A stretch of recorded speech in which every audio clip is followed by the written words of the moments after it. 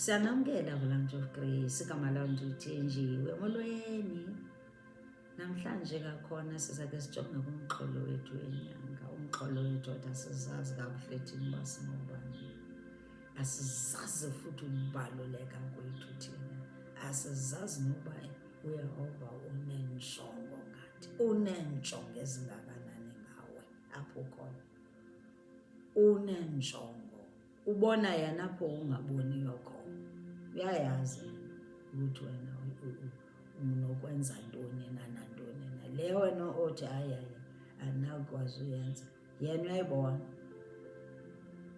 So ubuyela kuye ke if wena ubuke wasuka ngenxa yezinto ezininzi ebudebe endlela. Uyela kuye, ukholo lwakho kwakhona malubuyele kuYesu. Uyakuthanda, uyakufuna. Xa ungekamamkeli uYesu uncede umamkele. Uncede azotshintsha impilo yakho. Uzofundiswa nguye ukholo. Ukholo uzolufunda ngokuba umloko ufunda amabali eBhayibhile. Ukholo lwakho ngaloo ndlela luyaqina. Uyakholwa nyhani ukuthi njena lo ungaphezulu kwazo zonke into endijongene nazo. Ungaphezulu kwazo zonke iingxaka zomzi wakho. Ungaphezulu kwindlela yakho yanameva, ungaphezulu.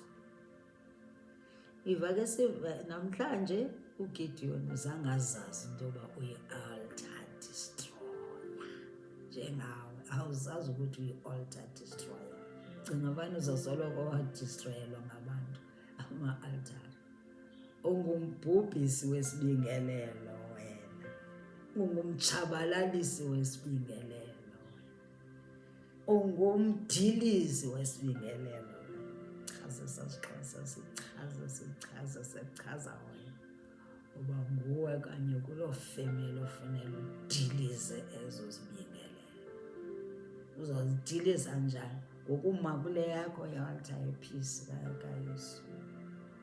And pray against yonke into abayithethayo phaa. All those things abazithethayo phaa ukuthi zakwehla kuwe. Uzawubukele kwisibingelelo sakho. Zonke ezaa zinto abazithethayo phaa zithi wena uzotshata. Uzawutshata. Uzawukwenza njani? Uzawutshata. Bhodloza ezo zibingelelo zabe zithi wena uzuba into yanto awuzutshata. Qala umbulelo Yehova, ubonge Yehova ukuthi nje umphefumlo wami ndiyawubonga Yehova ngomyeni wami. God-fearing man. A man after God's heart. Hallelujah, hallelujah. Umbonge Yehova ukuthi ngiyabonga. Thetha ukholo ngempilo yakho nangomtshato wakho. Never give up on God uthi hayi mna so ngiphinde nditshate. Uzawutshatela loo nto kanye. In the name of Jesus Christ. Umdilizi waloo ma-altari wena. Awudilizwa uwe kanye. Awudilizwa ndim nawe kanye emakhayeni wethu. Yokuthi hayi ndiyi-last born. Hayi. Ukhethe wena kanye. Wena ubusoyika ufuna wena kanye. Ngoba ithini elanto i-2 Corinthians 12 verse 9 verse 10. Uverse 10 uthi when I am weak then I am strong. I-strength sakho sikuphi? Kuxa usondele kuYehova. Amandla ethu akuYehova. Si-weak xa sisodwa. Kodwa xa sinaye we are strong.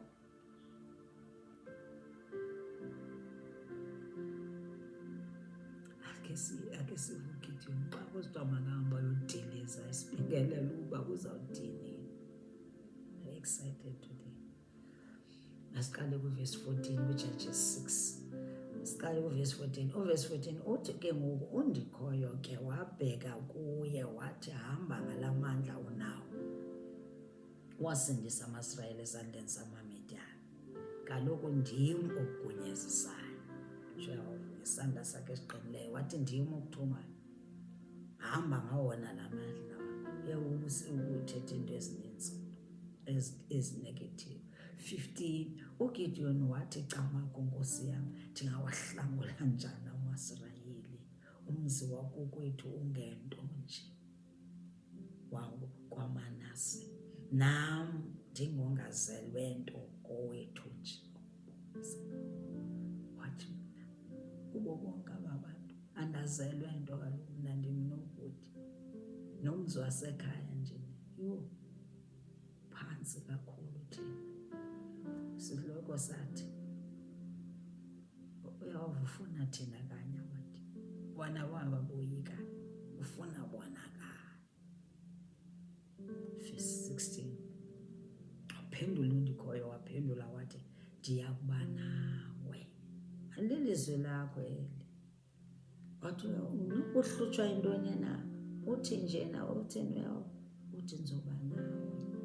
Ujonge ipast yakho kunye i-background yakho kunye. Ukususa phi? Ukususa kanye kwesasintu koba bumnyama.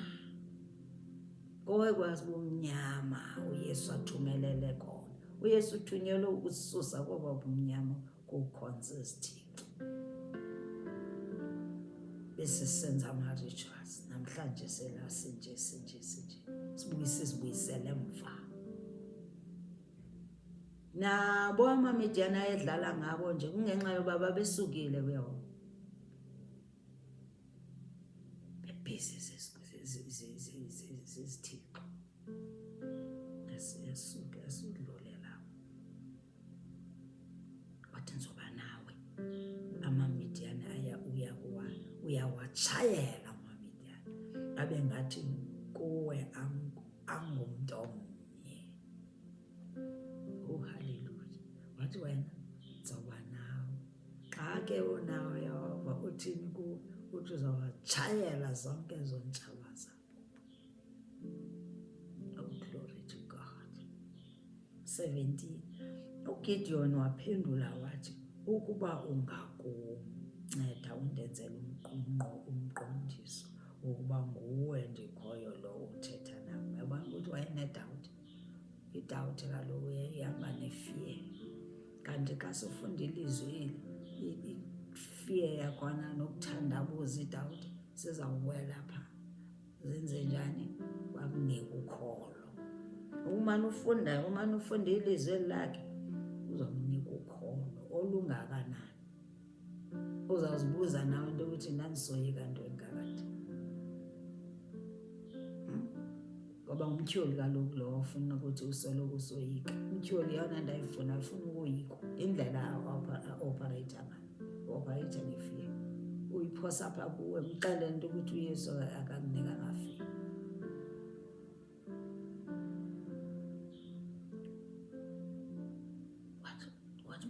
Ufuna umqondiso uba nguye nyhani nothetha naye. 18 nceda sukumkade ndibuye nomnikelo ndikubeke phambi kwakho. Saphendula isithunywa. Yabona ukuthi wayehlakaniphi, wayeyazi into ukuthi ukuba ngusisithunywa esi, uba ngumaxhoba ayakhawuleza lo kufuneka umnikele. Njengoba thina seno-is no but bafuneka sinikele. Funa sibe no-is no but naxa kufuneka sibhatale okweshumi. Siyafunda ke njalo la.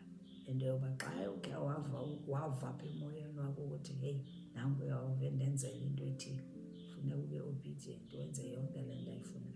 Uze nomnikelo uwukhuphe out of your heart. I-tithing uyikhuphe. Kuba sivile kuyakob utshilo wathi okweshumi ndiza kunika okweshumi kuyo yonke into ondiphayo. Namhlanje nanguGideon ethi uba undinika umqondiso, uba nguwe ndilinde. Saphendula isithunywa. Sathi hayi ke ndizawuhlala apha udubuye. Oh, hallelujah. Sathi isithunywa. Ngoba kaloku andithi bethandabuze soyike efuna uqondayo. Nalapha karongwanga. Efuna ukuba sure ukuba nguye nyhani na umaxhoba. Wathi nceda sukumka ndide ndibuye nomnikelo. AwuGideon. Ndiwubeke phambi kwakho. 19 isithunywa sathi ndizawuhlala. sahlala isithunywa. 19 uGideon ke waya kuxhela ibhokhwe esencinci, wayipheka, wenza nesonka nomgubo ozikilogram ezili-10. Intlama leyo zange ayidibanise nagwele. Inyama leyo wayifaka ebhasketini. uGideon walungisa ukuhlala. uGideon wayevile kaloku into yoba njena uzawohlula la maMidian, uzawuhamba ngawona la mandla akho, ndizawuba nawe. Waqonda ukuthi uMaxhoba ayakhawuleza nyani lo, funa ndiqonondisise ndibe sure uba nguye nyani. Wayesevela nto yokuthi njena la maMidian asiphethe kakubi, babephetheke kakubi. Wafaka ebhasketini, wazawuphatha ngembiza umhluzi. Waya nazo ezo zinto kwisithunywa uGideon. Yambona ukuthi uMatshothi kunathi thina into enomnikelo siyithandi kakuhle. Isithunywa sikaNdikhoya esasiphantsi komthi wom'Oki, verse 20. Wazisa phaa kwisithunywa 20. Ke sona sathi kuye, inyama leyo nesonka zibeke phezu kwelitye, uzigalele umhluzi. Wenje njalo ke naye, wenza njalo kuGideon. 21. Ke sona isithunywa eso sachukumisa inyama leyo nesonka ngentonga esasiyiphethe, kwaqhambuka umlilo elityeni, wayilenya inyama leyo kunye nesonka eso. Emva koko isithunywa saphela emehlweni. Hey, God's miracles. Zatsha iminikelo kaNtuka kaGideon. Wabona nje ukuthi hayi le yimiracle ngempela, nguye nyani lo. Maxhoba ayakhawuleza lo bethu, nguye nyani. 22.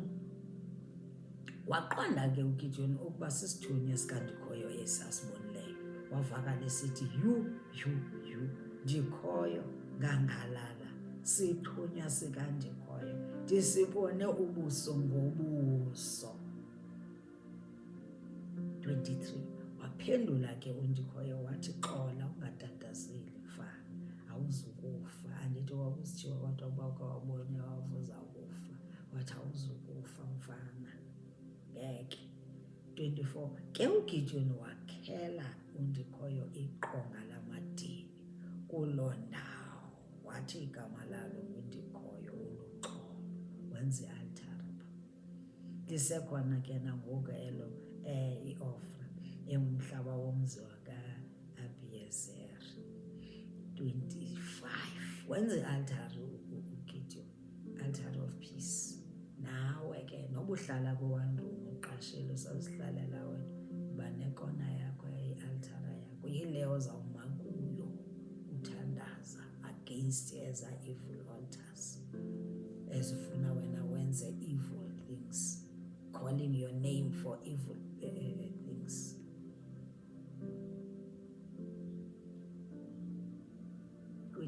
Ngoko busuku ke uNdikhoyo wayalela uGideon wathi kuye, thatha inkunzi yenkomo kwezikayihlo, nditsho le yesibini, le inesixhenxe seminyaka, uzudilize ke iqonga likayihlo elakhelwe uBhali. God hates ama-idols. Asiyibone loo nto, masiyibone ngomane sifunda iBhayibhile, sibone uba kuyo yonke into yezejealous, kodwa ayikho into ayizonda njengoba sihambe siyowuthemba abanye oothixo, siyokhonza abanye oothixo. Akayifuni loo nto. Maxhoba ayakhawuleza. Wathi yabona ke mfana, sowundibonile ngoku ukuthi ndithi uzile kunye nomnikelo wena, yonke into yenzekile, ubonile imiracle, ubonile umangaliso, umlilo uvutha walenya yonke lezo umnikelo wakho. Haleluya. Wathamba ke udiliza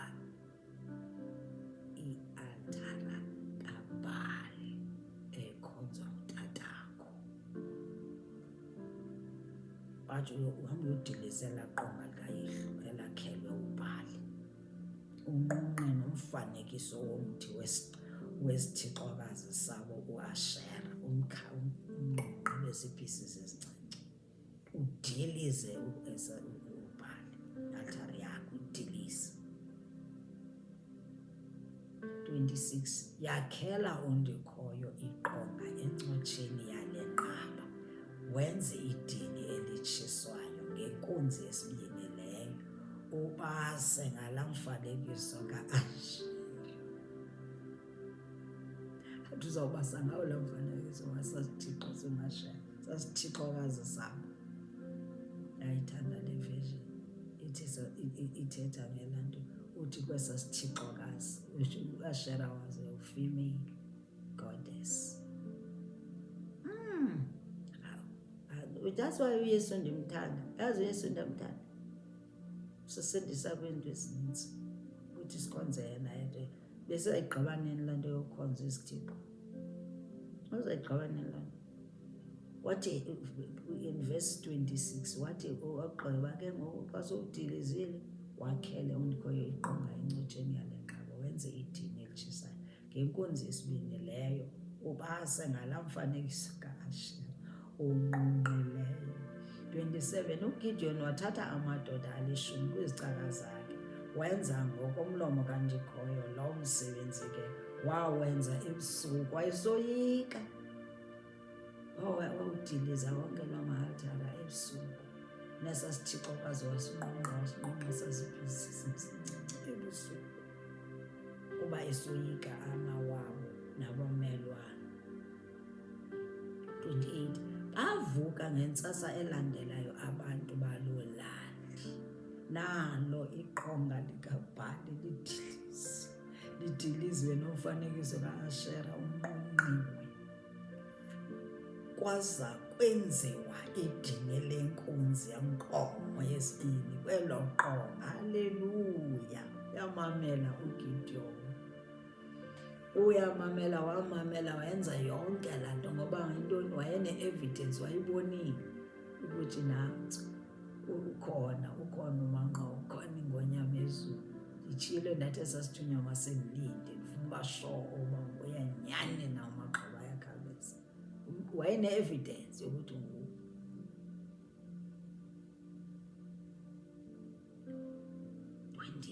Babuzana ke bathi, ngubani nayo owenze le nto? Benomsindo kaloku, andithi baqhela uvukela kwesasithixo, qhela ubhakela esasithixo, bajayivela esasithixo endaweni yokuthi bakhonza uThixo ophilileyo.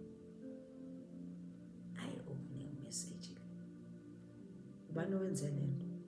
Wawuphanda ke lo mcimbi, beva bawuphanda, beva. nguGideon unyana kaJowashi owenze le nto. 30 bathetha noJowashi ke utata kaGideon, bathi mkhuphe unyana wakho simbulale, udilize iqonga likaBhali, wawunqunqa umfanekiso kaAshera obungakulo. Bequmbile, besilwa, bemfuna esiqweni, befuna umbulala. Utatakhe wathi bopha namahashe, ngomntanam bopha namahashe, wena nizomenza nto. 31 uJowashi wathi kuloo madoda ayemrharhamela, kanti ngoku senenguBhali nanina, seningakubhali nina ngoku, seningakubhali nini abamkhuselayo. Khuselwa nini ngokubhali? Wonke umntu ongakubhali uza kufa kungekasi. Ukuba uBhali nguThixo, makazilwele, bethena zangasikhuseli. Kaloku kudilizwe iqonga lakhe, uyethena zangasikhuseli, makazilwele. Bengamelanga uba again. 32 ukusukela ngoko ke uGideon kwathiwa nguJerubhali, kuba uJowashi utatakhe wakhe uthi uBhali makazihlangabeze, makahlanganise kuba liqonga lakhe. Esasixhosa elithi lizwe into ethetha into yokuthi wayesithi uBhali makazilwele ngoba kudilizwe iqonga lakhe, makazilwele. Thini uBhali engazilwelanga xa enamandla? Wayezambaxelela into yokuthi njena xa efile, it means nje kukhona, there's a greater power kunaye. Wayezambaxelela into yokuthi bophana amashwe ngoba ngoku xa ebethena zangazikhusela itsho ukuthi akanamandla, akakwazanga uziprotect. Xa engenamandla angeke azakwazi nani ke unina beniselo nizikhohlisa, angeke azakwazi noniprotect, benimosha nje ixesha lelo. Kuyalani kuyahofa. Yayintshumayelo kwayo ngaleyo utata kaGideon wayebaxelela.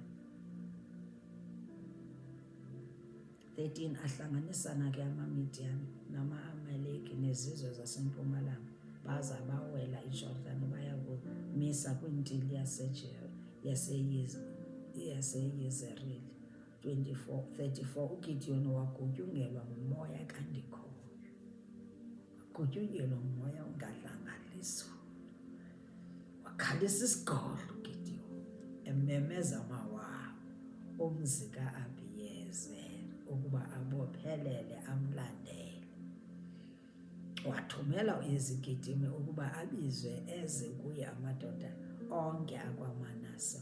Wathumela nakwaAsheri nawaZebhuluni nawaseNefatali. Zaza ke zonke ezo zindlu. uGideon wathi ke kuThixo, ukuba ngenene uza kusihlangula kumaSirayeli ngesandla sam, ke endiza kukwenza, ndiza kubeka uboya begusha phaya esandleni. Nalapho wayengakakholwa ngoba wayetshilo wathi njena uzawohlula amaMidian.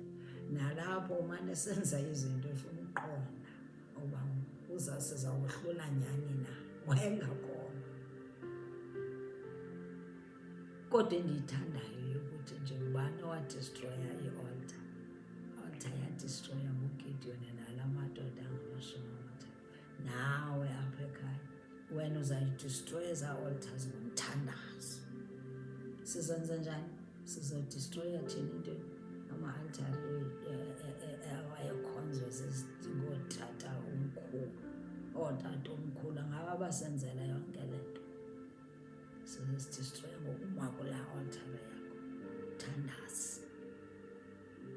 Uza kuvuma xhoba yakhalaza, uza kukhusela. Utshilo wathi njena Gideon ndizawuba nawe. Yonke le wena unguGideon ke, nguwe lo.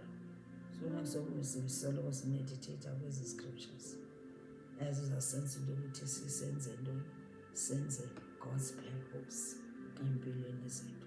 Purpose yakhe yileyo yokuthi yenza le ayifunayo, to give him the glory, that will give something that will give him the honor, something that will give him the glory.